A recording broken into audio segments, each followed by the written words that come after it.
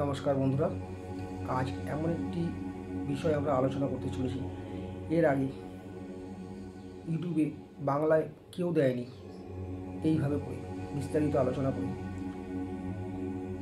বিষয়টি হলো দত্তাত্রেয়। ভগবান দত্তাত্রেয় কে, কী তার পরিচয়, তার গুরুই বা কে, তার মাতা পিতাই বা কে, তিনি কেন মানুষ করে জন্ম নিয়ে ভগবান হয়ে গেলেন। আসুন সব কিছু নিয়ে বিস্তারিত আলোচনা করছি এবং তার শিষ্য সংখ্যা কত সবই জানা যাবে একটি ভিডিওতে। হ্যাঁ, তার আগে একটা কথা বলে রাখি, যদি আলোচনাটি ভালো লাগে প্লিজ সাবস্ক্রাইব করে চ্যানেলটিকে আমাদের পাশে থাকুন, আমাদের আরও উৎসাহ বাড়িয়ে তুলুন। চলুন তাহলে জেনে নেওয়া যাক কে এই দত্তাত্রেয়, যার পরিচয় আমাদের এই বঙ্গদেশে ত্রিনাথ ঠাকুর নামে। অনেকে হয়তো জানেন না, ত্রিনাথ ঠাকুরের নাম আসলে দত্তাত্রেয়, কিন্তু বাংলায় উনি পরিচিত পেয়েছে ত্রিনাথ নামে, যেহেতু ব্রহ্মা বিষ্ণু শিব তিন দেবের অবতার, তাই তাকে ত্রিনাথ ঠাকুর বলেই বাংলার ঘরে ঘরে প্রচলিত। চলুন তাহলে শুনে নেওয়া যাক ঘটনাটি।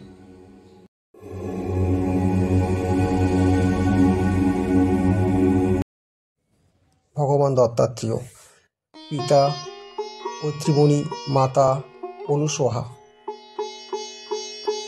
তাদের পুত্র ভগবান দত্তাত্রেয়, যার জীবনী শোনার পূর্বে মাতা অনুসহার জীবনে কিছু অংশ অবশ্যই জেনে রাখা এবং শোনা উচিত, তা না হলে তেনার জীবনী অসম্পূর্ণ থেকে যাবে। স্বভাবসিদ্ধ নারদমণি, যার কাজই ছিল দেবলোক, অসুরলোক এবং ত্রিভুবনে কলহ বিচরণ করানোর, ঠিক যা ভাবনা তাই কাজ। তিন দেবীর কাছে গিয়ে বলে বসেন যে অত্রিমণির আশ্রমে অত্রিমণির অর্ধাঙ্গিনী অর্থাৎ মাতা অনুসহার মতন সতী এবং পতিব্রতা এই ত্রিভুবনে আর কেউ নেই। তখন তিন দেবী গিয়ে তিন দেবকে প্রশ্ন করেন যে এটা কি সত্যি। তেনারা কিছু বলেনি, তেনারা বলার মধ্যে এটুকুই বলেছে যে গিয়ে পরীক্ষা করে দেখি তাহলে। যা বলা তাই কাজ। ওনারা অত্রিমণির আশ্রমে ভিখারির বেশে এসে উপস্থিত হন এবং মাতা অনুসহার কাছে ভিক্ষা চেয়ে বসেন। মাতা অনুসহা রাজি হওয়াতে তখন তেনারা শর্ত দেন যে আপনি যখন আমাদের ভিক্ষা দেবেন বিবস্ত্র হয়ে দিতে হবে। মাতা অনুসহা তাতেই রাজি হয়ে, ভিখারিকে তো আর ফেরানো যায় না, তাই তিনি রাজি হয়ে যান। ঠিক সেই সময় অত্রিমণি গভীর ধ্যানমগ্ন ছিলেন, তিনি বড় শিব ভক্ত ছিলেন। উনি তখন কি করবে, উভয় সংকটে পড়েছে।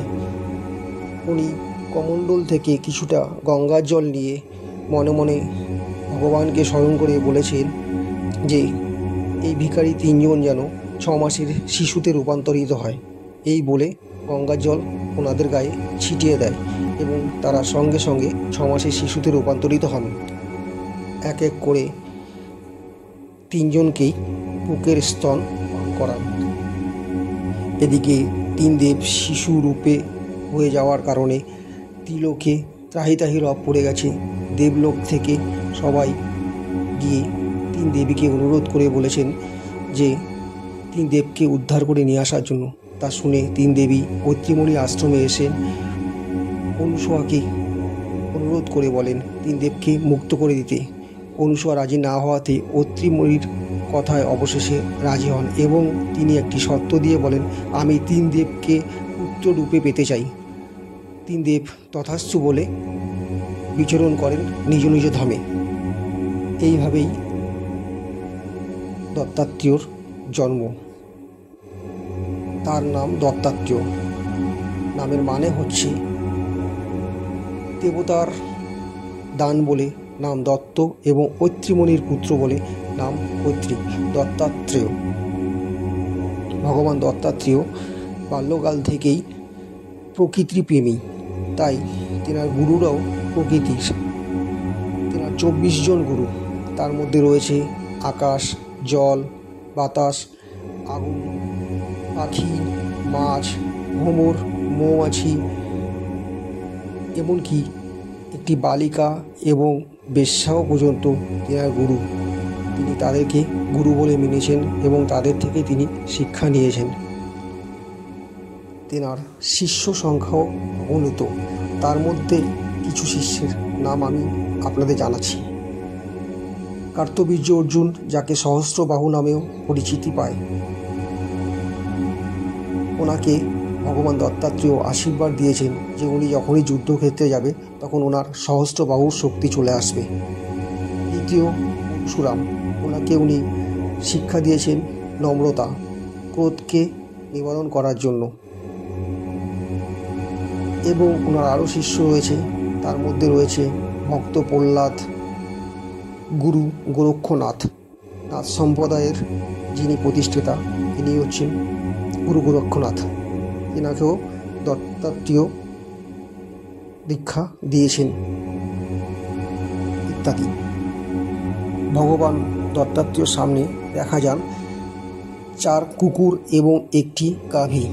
4 কুকুরকে ইঙ্গিত করে 4 বেদ, যথা ঋক, সাম, যজুর ও অথর্ব, এবং গাভীটিকে ইঙ্গিত করে গোমাতা, যার দ্বারায় বোঝা যায় তেনার মধ্যে 4টি বেদই হৃদয়ঙ্গম করা আছে। এনার পুজো সারা ভারতবর্ষের মধ্যে প্রচলিত আছে। তার মধ্যে মহারাষ্ট্র, কর্ণাটক, গুজরাট ও অন্ধ্রপ্রদেশে বহুল প্রচলিত আছে। মাঘ মাসের পূর্ণিমা তিথিতে এনার পুজো হয় দত্তগুরু রূপে, এবং ওনার তপস্যা স্থান বর্তমান গুজরাটের চুনাগড়ে গিরিনার পর্বতে। ওখানে ওনার একটি মন্দির ও আশ্রমও আছে। গিরিনার পর্বত পরিক্রমা করার বিধান দিয়ে গেছেন ভগবান দত্তাত্রেয়। ভক্তরা মনে করেন ওনার পুজোর এবং ওনাকে তুষ্ট করতে পারলে 3 দেবকে তুষ্ট করা যায়। ব্রহ্মা, বিষ্ণু যথা মহেশ্বর, 3 দেবের একত্রিত রূপ বলে ওনাকে সবাই ত্রিনাথ বলেও সম্বোধনা করেন। বাংলার ঘরে তিনি ত্রিনাথ ঠাকুর নামেই পরিচিতি পান। এই ভগবানকে দেখা যায় ডুমুর গাছের নিচে, কারণ তিনি ডুমুর গাছ খুব ভালোবাসেন, এবং 6 হাত বিশিষ্ট 3 মাথা। বাংলার ঘরে যা পরিচিতি পায় ত্রিনাথ ঠাকুর নামে। গুরু দত্তাত্রেয় বা ভগবান দত্তাত্রেয় সম্বন্ধে যদি আরও কিছু জানবার থাকে প্লিজ আমাকে কমেন্ট করে জানাবেন, এবং যদি ভালো লাগে তাহলে সাবস্ক্রাইব করে লাইক করে দিয়ে আমাকে অনুপ্রাণিত করবেন আগামী দিনের আরও মুনি ঋষিদের জীবন কাহিনী নিয়ে আসার জন্য। আপনাদের একটি সাবস্ক্রাইব কোনো পয়সা লাগে না, কিন্তু আমাকে উৎসাহ দেবে আরও অনেক অনেক ঘটনা আপনাদের কাছে নিয়ে আসার জন্য। কমেন্টে লিখুন জয় গুরু দত্তাত্রেয় বা জয় বাবা ত্রিনাথ। ভগবান আপনাদের মঙ্গল করুক।